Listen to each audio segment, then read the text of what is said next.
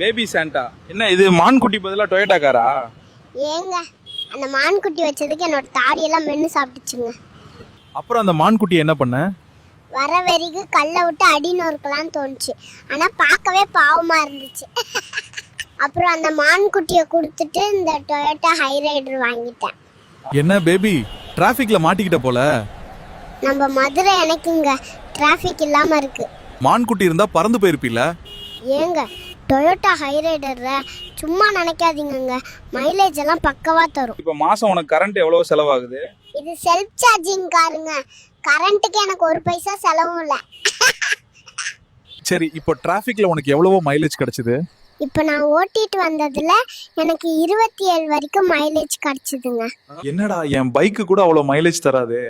இந்த car hybrid வேரியண்ட்டுங்க, petrol இல்லைன்னா எலக்ட்ரிக்காவும் use பண்ணிக்கலாங்க.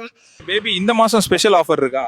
இந்த டிசம்பர் மாசத்துல ஏக்கச்சக்க அட்ராக்டிவ் பெனிஃபிட்ஸ் அப்புறம் லிமிடெட் ஸ்டாக்ஸ் அவைலபிள் இருக்குங்க. இப்போ நான் அண்ணாமலை டொயோட்டா மதுரையில் ஹைரைடர் புக் பண்ணா எப்போ டெலிவரி எடுக்க முடியும்?